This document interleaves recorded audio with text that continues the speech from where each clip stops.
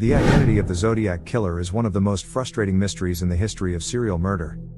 After a reign of terror across the Bay Area that claimed upwards of 5 confirmed dead, 2 wounded and possibly many more unaccounted for, the killer abruptly vanished.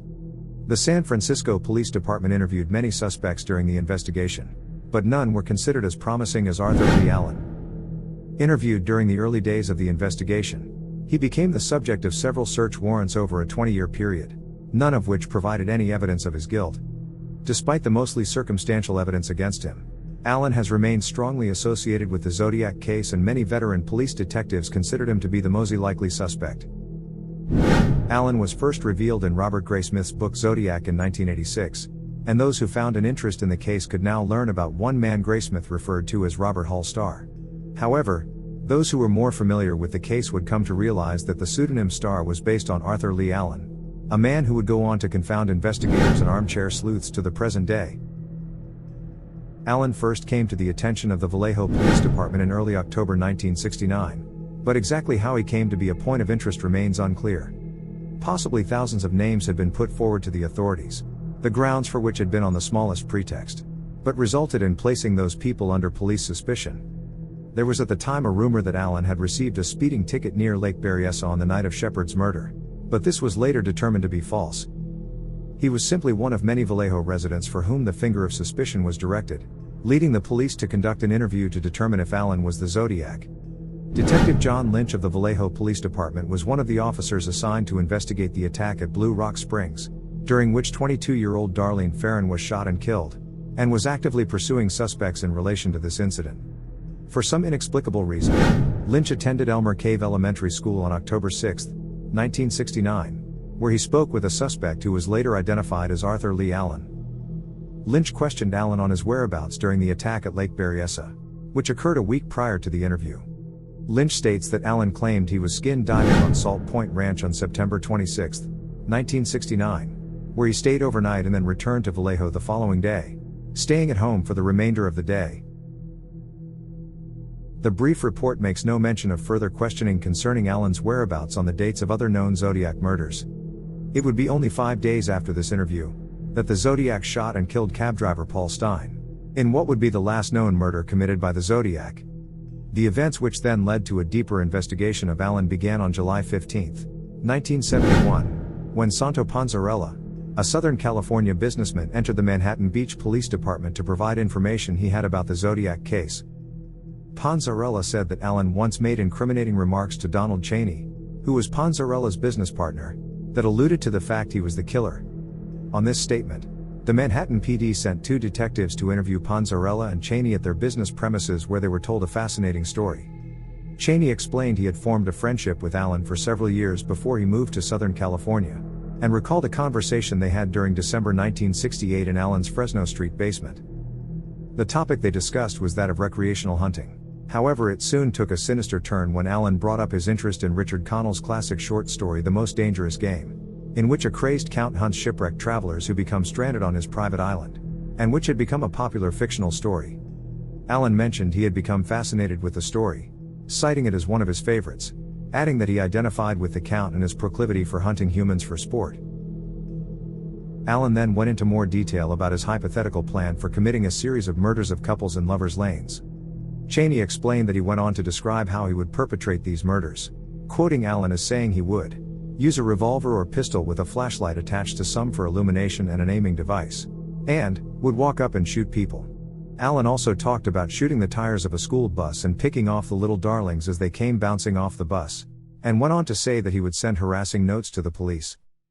If this was not enough, Allen also allegedly stated that he would call himself Zodiac. Detectives noted the response in their report. Cheney replied, "Zodiac, why's that? Why not something else?"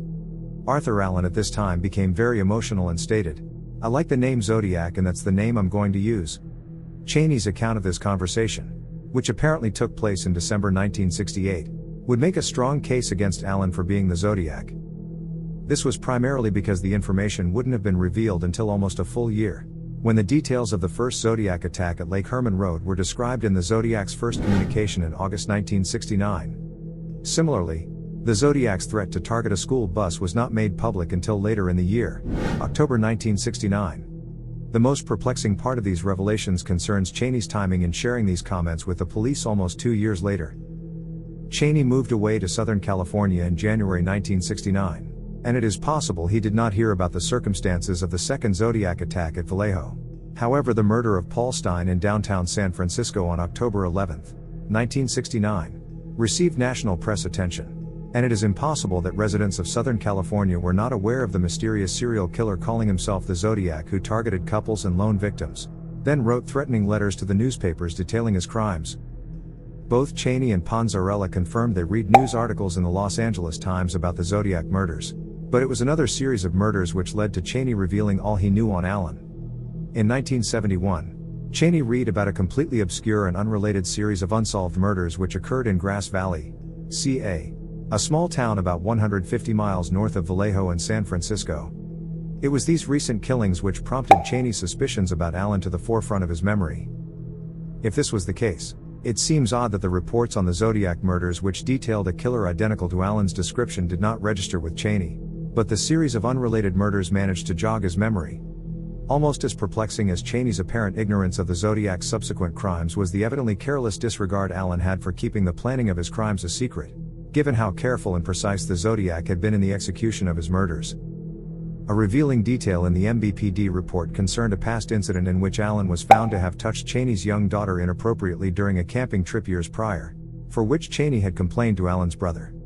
It was believed this presented enough of a motive for Cheney to make allegations, however truthful, against Arthur Leigh Allen.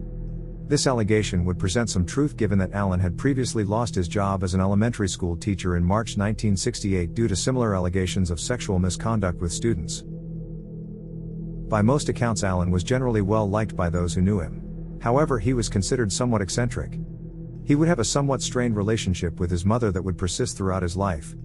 He grew up in Vallejo, California, and graduated from Vallejo High in 1950, and later attended Vallejo College where he majored in liberal arts, receiving his Associate of Arts degree in 1957. During that time, at the age of 19, he applied to the Vallejo Police Department, but was rejected for an unspecified reason.